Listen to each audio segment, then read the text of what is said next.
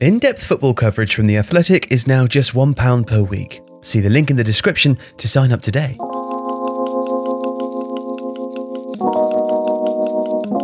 After 8 league games, Southampton moved to the top of the Premier League table for the first time in its history.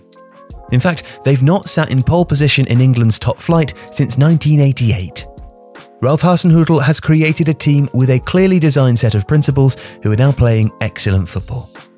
Hasenhuttl, who rose to prominence with a press-heavy 4-3-3 at Ingolstadt, worked out the key tenets of his approach at RB Leipzig, where he instituted and refined the 4-2-2-2 that is now the template of his Southampton team.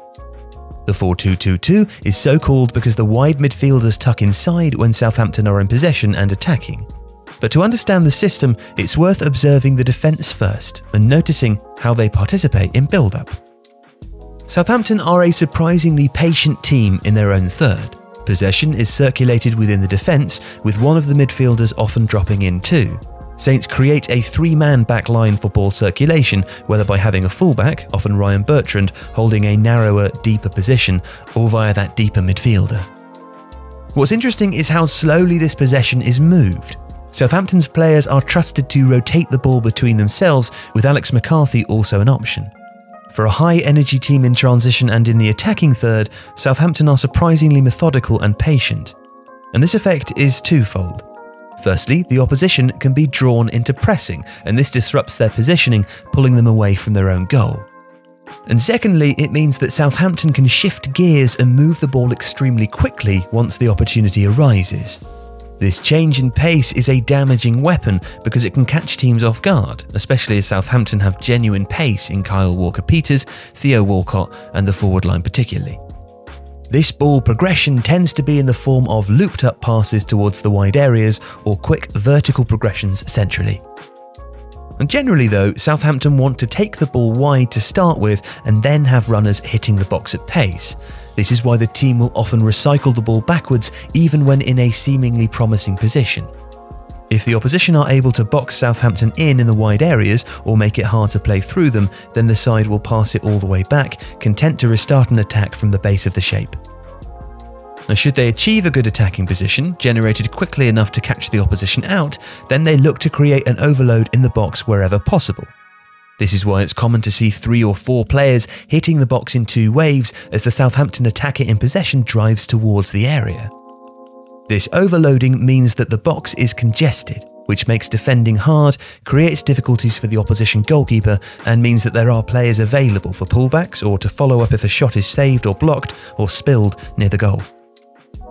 What's key is that if Southampton cannot attack with the required speed and achieve these overloads, they will restart by going all the way back. It's a very clear method which requires great patience and concentration, seemingly at odds with the slightly helter-skelter reputation the team enjoy as a pressing side. Southampton also look to press specific passing lanes or receiving options. These are what Hasenhuttl calls Southampton's automatisms, and they might be the goalkeeper receiving a back pass, the left centre-back dwelling on the ball, or the full-back accepting possession from a centre-half. The aim is to stifle the opposition and win a turnover, which is followed by the same overloading of the attacking zone as is seen from controlled build-up. Or they want to force the opposition to hit rushed passes long, where McCarthy or the centre-backs can regain possession and restart the attack, or into midfield where an overhit pass provides the chance to restart and transition straight again into attack. Missed controls in the midfield area are pounced upon, with the strikers dropping off to prevent back passes and the midfielders engaging the players in possession. There are then a number of Southampton players in position to overload the attacking areas while the opposition are on the back foot. Saints will also sometimes hit low percentage passes into the channels. What's interesting is that they actually hit a proportionately low number of long passes, those over 30 yards, but make the highest number of high passes, passes above shoulder height, in the league. The benefit of shorter, higher passes is that obviously they can be run onto, but they're also tricky for retreating defenders to control and open up pressing opportunities for the team.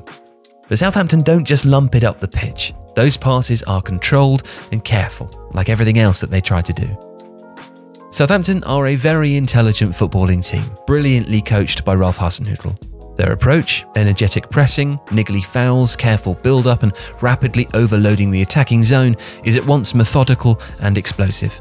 They are an example of what a great coach can do to institute a style of play and then make it work.